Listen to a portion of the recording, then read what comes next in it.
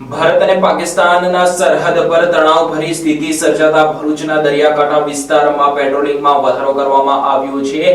Boat થકી દરિયામાં પણ નજર રાખવામાં આવી રહી છે। તમામ ગતિવિધિ પર પોલીસ બાજ નજર રાખી રહી છે।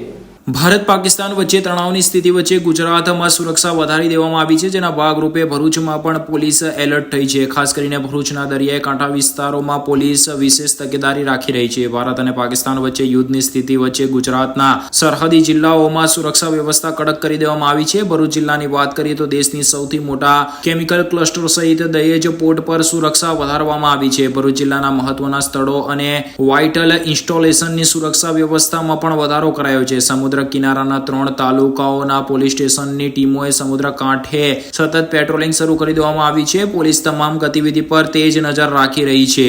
મરીન પોલીસ દ્વારા પણ દરિયાઈ વિસ્તારમાં ચાંપતી નજર રાખવામાં આવી રહી છે। અધિકારીઓના જણાવ્યા પ્રમાણે કોઈ પણ પ્રકારની શંકાસ્પદ હરકતને તરત જ દબાવી શકાય તે માટે તમામ એજન્સીઓને એલર્ટ પર રાખવામાં આવી છે। આ સાથે જ સાયબર ક્રાઇમ પોલીસ દ્વારા સોશિયલ મીડિયામાં પણ વિશેષ ધ્યાન આપવામાં આવી રહ્યું છે। સોશિયલ મીડિયા પર દેશદ્રોહને લાગતી તેમજ ઉશ્કેરણી જનક પોસ્ટ કરનાર સામે પોલીસ દ્વારા કાર્યવાહી કરવામાં આવશે। હાલમાં જ્યારે દેશમાં એકતાની પૂરેપૂરી જરૂર છે, ત્યારે એકતાને તોડવાના પ્રયત્ન કરનાર તત્વો સામે પોલીસ તેજ નજર રાખી રહી છે। કોઈ પણ એવી પોસ્ટ નાખશે કે જેનાથી કોઈ સમુદાયને ઠેસ પહોંચે તો તેના સામે પોલીસ તાત્કાલિક એક્શન લેશે, જેને લઈને સોશિયલ મીડિયા ઉપર ઝેર ઓકનાર તત્વોએ પણ વિશેષ ધ્યાન રાખવાનું રહેશે।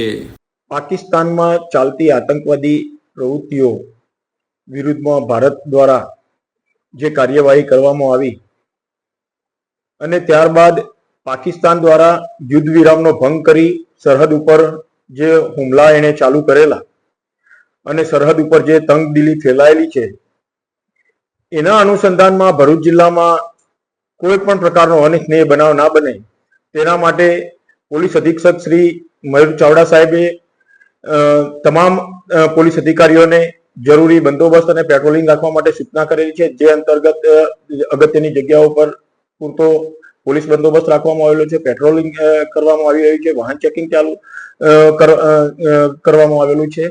સાથોસાથ ભરૂચ જિલ્લો જે દરિયાકાંઠે આવેલો છે, દરિયાકાંઠે જે ગામ આવેલા છે અને એમાં પણ દહેજ ગામમાં જ્યાં મોટી ઔદ્યોગિક વસાહતો આવેલી છે, ઔદ્યોગિક એકમો આવેલા છે, વાઇટલ ઇન્સ્ટોલેશન્સ આવેલા છે, તે વિસ્તારમાં દરિયાકાંઠે તથા દરિયાની અંદર સઘન પેટ્રોલિંગ ચાલુ કરવામાં આવેલું છે। દરિયાની અંદર પેટ્રોલિંગ કરવા માટે બોટ રિક્વિઝિટ કરવામાં આવેલી છે, ડ્રોન કેમેરાનો પણ ઉપયોગ કરવામાં આવી રહેલો છે અને આજુબાજુના કાંઠા વિસ્તારના ગામડાના માછીમારો તથા આગેવાનોનો સંપર્ક કરવામાં આવી રહ્યો છે।